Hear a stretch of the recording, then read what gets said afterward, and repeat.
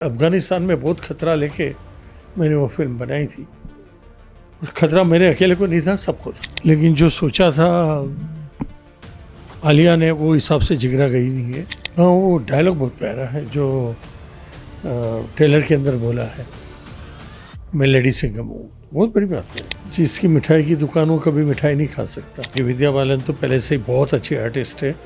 रही माधुरी दीक्षित की बात तो सी इज़ अ पायनियर। दोनों पिक्चर मुकाबले में तगड़ी है और हमें ज़रूरत भी है दिवाली में तगड़ी पिक्चर की। बड़ा कल शॉकिंग न्यूज़ बांद्रा में था, Baba Siddique was killed day before yesterday night. Content अगर परफेक्ट हो पिक्चर चल जाती है।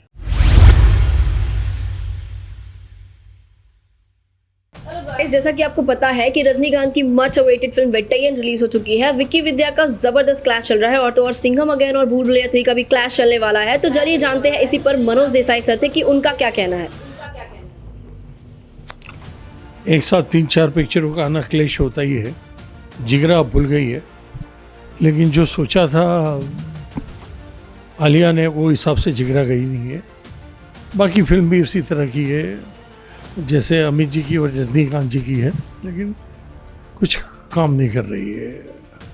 और उसमें बड़ा कल शॉकिंग न्यूज़ बांद्रा में था, Baba Siddique was killed day before yesterday night.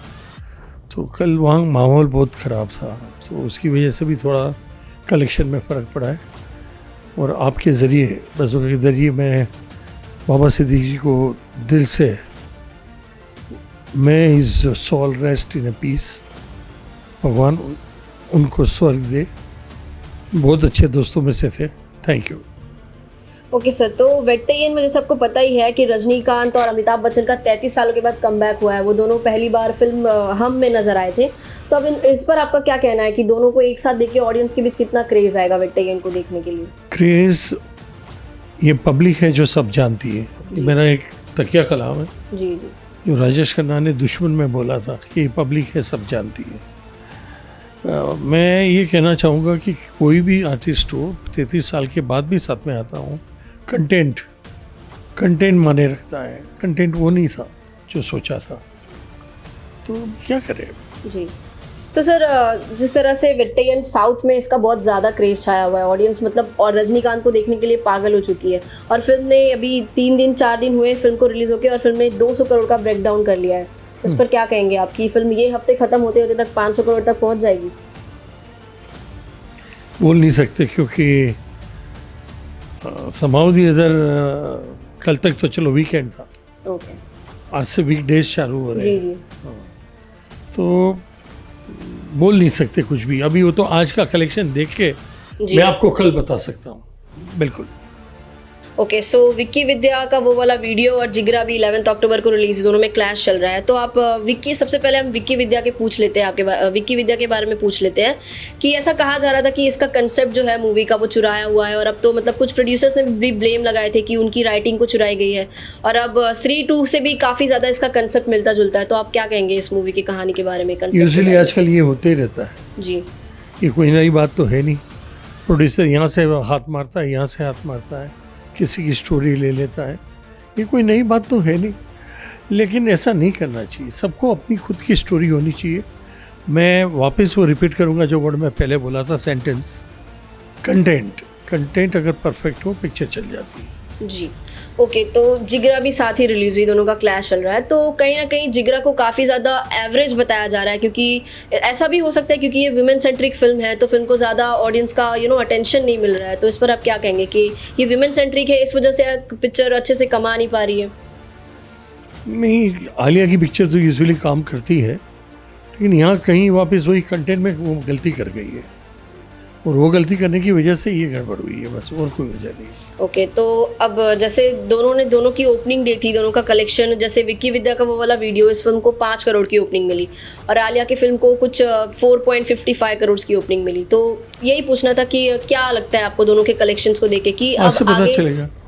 Weekend तो भाई फ्राइडे सैटरडे संडे बराबर होता है, जी लेकिन आज पता चल जाएगा सब कि जी, आज जी। से कैसे जा रही है। जी, उसके ऊपर से मैं आपको बता सकता हूँ। Okay okay. तो अभी रिसेंटली दिव्या खोसला ने अपने स्टोरी डाली, अपने इंस्टाग्राम पे एक स्टोरी डाली थी कि वो किसी मुंबई के थिएटर्स पर पहुंची थी और उन्होंने देखा कि पूरा थिएटर खाली है। तो उन्होंने आलिया को स्टोरी पे मेंशन करके हैशटैग वगैरह यूज़ करके उन्होंने लिखा कि आलिया में जिगरा तो बहुत है, थिएटर्स पूरी खाली है, और उन्होंने फेक कलेक्शंस बता दिए हैं। तो इस पर आप क्या कहेंगे, क्या वो वाकई में फेक थी? मेरे हिसाब से नो कमेंट्स, क्योंकि मेरे वहाँ चल रही पिक्चर, मैं जानता हूँ इसकी हालत क्या है। तो कल उठ के आलिया भी मेरी बच्ची है, उसका आना जाना भी रहता है हमारे थिएटर गेटी गैलेक्सी में। तो means I don't want to spoil in my relations with them, लेकिन देखते हैं। मैं आपको वापस बोल रहा हूँ, वीकेंड की बात अलग होती है। अब आओ, नवरात्रि भी पूरी हो गई है अभी, तो वो जो नवरात्रि का भी गड़बड़ था, सब गड़बड़ खत्म हो गया अभी। Okay sir, so as Alia आपको इतनी पसंद है, तो ये उनकी पहली फुल फ्लेज एक्शन मूवी है, तो आप क्या बोलेंगे, उनकी एक्शन कैसी लगी, कैसा परफॉर्मेंस रहा उनकी मूवी में? मैंने एक फ्रेम नहीं देखी है। जिसकी मिठाई की दुकान, वो कभी मिठाई नहीं खा सकता। ठीक है, आपने अब एज आई एम मैं जो अज्यूमिंग, सुना, वो सुना से बोल रहे हैं कि नहीं मज़ा नहीं आ रही है। ओके मेरे कहने से नहीं, पब्लिक के कहने से मैं बता रहा हूँ। Okay okay okay sir. So दोनों का जो हाइप बना हुआ है, एक प्रेडिक्शंस पूछ लेते हैं आपसे। मैं आपसे जानना चाहती हूँ पर्सनली कि आपको क्या लगता है, विक्की विद्या ज़्यादा आगे जाएगी या फिर आलिया की जिगरा आगे जा सकती है into late future? To say, come again on Thursday, okay end of the week, okay, और मैं आपको बता दूँगा। जी जी। तो सर अब जैसे रोहित शेट्टी की सिंघम अगेन का ट्रेलर आ चुका है, भूल भुलैया 3 का ट्रेलर आ चुका है, दोनों का इंटरव्यू genre- दे चुका हूँ मैं। एग्जैक्टली। सो आपको दोनों में से कौन सी ट्रेलर ज़्यादा पसंद आई? पहले तो मैं आपसे ये पूछूंगी, दोनों में से कौन सी फिल्म की ट्रेलर आपको ज़्यादा पसंद आई है? ट्रेलर तो दोनों सरीखे हैं, दोनों में काफ़ी, यानी मैं जहाँ तक भूल भुलैया ट्रेलर रिलीज़ नहीं हुआ था वहाँ तक तो मैंने बहुत गुनगान गाए सिंघम अगेन, लेकिन जब इसका ट्रेलर रिलीज़ हुआ तो वो भी कमाल का बना हुआ है। ओके, तो अभी तो ये है कि we to wait and watch for Diwali, yes, फिर क्या होता है वो पता चलेगा। ठीक है सर। तो आपसे मैं ट्रेलर पे थोड़ा ब्रीफ ले लेती हूँ, बिकॉज एज यू सेड कि आपको ट्रेलर काफ़ी ज़्यादा पसंद आया था। तो सिंघम के कॉप यूनिवर्स के बारे में आपको पता ही है, पहले सारे सिंघम के सारे पार्ट्स बन चुके हैं। तो आप इस कॉप यूनिवर्स के बारे में क्या कहना चाहते हैं, कैसी लगती है आपको रोहित शेट्टी की कॉप उसकी यूनिवर्स? सब पिक्चर अच्छी लगती है, लेकिन ये पिक्चर में कुछ नया एक्सपेरिमेंट, एग्जैक्टली, रामायण जैसा रामायण किया का है। कंसेप्ट है। तो वो कंसेप्ट आपको कैसा लग रहा है, क्योंकि पहली बार कॉप यूनिवर्स में ये कंसेप्ट डाला गया है? ट्रेलर में से पता नहीं चलेगा वो कौन, वो अगर उसका कंटेंट देखना होगा तो पूरी पिक्चर देखनी पड़ेगी। और दोनों पिक्चर मुकाबले में तगड़ी है, और हमें ज़रूरत भी है दिवाली में तगड़ी पिक्चर की, क्योंकि खामखा ज़िंदगी बिगाड़ रहे हैं हमारी। ओके, सो अभी सोशल मीडिया पे दीपिका का काफ़ी ज़्यादा हाइप चल रहा है, लेडी सिंघम करके। So what are your take on this? हाँ, वो डायलॉग बहुत प्यारा है जो ट्रेलर के अंदर बोला है, जी मैं लेडी सिंघम हूँ। जी, बहुत जी। बड़ी बात है, ओके और ओके, वो प्रूव भी कर सकती है ये बात को। जी जी।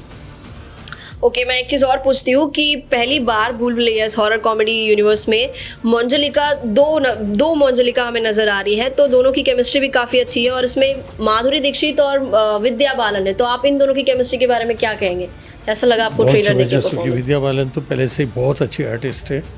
रही माधुरी दीक्षित की बात, तो सी इज़ द पायनियर। तो wait and watch. Okay okay okay sir. तो इसमें एक और भी कंसेप्ट डाला गया है कि रू बाबा और मंजलिका का फेस ऑफ होने वाला है काफ़ी तगड़ा। तो मैं चाहती हूँ कि आप इस पर भी एक थोड़ा सा ब्रीफ दे दें कि क्या एग्जैक्टली आपको लगता है कैसा फेस ऑफ होने वाला है। जैसे दिखाया गया है राजकोट का सिंहासन वो लेने आई है वापस, क्या कंपटीशन आपको क्या लगता है ट्रेलर देखकर? Depends upon the constant content. ये ट्रेलर है, ट्रेलर के अंदर ये डाल दिया, ये डाल दिया, ये डाल दिया, उससे पता नहीं चलता। कंटेंट्स पूरा मिलेगा जिस दिन रिलीज़ होगी ना, बस दिवाली का टाइम है, रिलीज़ होने दो, उसके बाद मेरा इंटरव्यू ले लो, मैं आपको फैक्ट्स बता दूँगा। एक चीज़ और पूछ लेती हूँ मैं, मुझे क्योंकि ये पूछना था, मेरा पर्सनल आपसे ये जानना था मुझे कि आपको पता है ये दोनों ही काफ़ी मेगा बजटेड फिल्म है, तो आप अपना एक प्रेडिक्शन बता दीजिए कि भूल भुलैया 3 या सिंघम अगेन दोनों में से कौन सी ज़्यादा आगे जाने वाली, क्योंकि दोनों जिस चलेगी। हिसाब से दोनों का हाइप बना हुआ है। दोनों चलेगी, क्योंकि दोनों का हाइप बहुत है, दोनों चलेगी और दोनों बहुत बढ़िया जाएगी। मेरे वहाँ तो कोई तकलीफ है ही नहीं, क्योंकि 6 थिएटर है वहाँ तो दोनों आ जाएगी। यहाँ देखने का है कौन सी पिक्चर को कितने शो मिलते हैं, हाँ बस। और सर एक और लास्ट क्वेश्चन था मेरा अरे कि तुम्हारा राज खत्म ही नहीं हो रहा है। एक लास्ट है, this is last only. So I wanted to ask you कि आपको क्या लगता है कि अभी बहुत सारी जो पिक्चरें हैं जो री रिलीज हो रही है, तो इससे नए पिक्चर्स जो रिलीज होती है सिंगल स्क्रीन वाली, उनको फर्क पड़ता है, उनके कलेक्शन पे फर्क पड़ता है? नहीं, मैं बड़ी उम्मीद लगा के बैठा हुआ था. मैं प्रोड्यूसर ऑफ खुदा गवाह, तो मैं मेरा भी रिलीज़ करना चाहता था, लेकिन वीर जारा यश चोपड़ा जी की पिक्चर रिलीज़ हुई मेरे मराठा मंदिर में ही, डिंडूवैल. तो आज की जनरेशन को वीर जारा में कौन क्या था कुछ पता भी नहीं होगा. एक जनरेशन गैप आ जाता है. मेरा 1992 में रिलीज़ हुई थी 7 में, ये इसी जगह पे प्रीमियर था और यहीं बैठ के अमित जी ने BBC को इंटरव्यू दिया था. लेकिन that was a very good film, क्योंकि अफ़गानिस्तान में बहुत खतरा लेके मैंने वो फिल्म बनाई थी. और खतरा मेरे अकेले को नहीं था, सबको था. जी. अभी और क्या बोले. Okay, alright sir. Thank you. Alright. Thanks bazooka.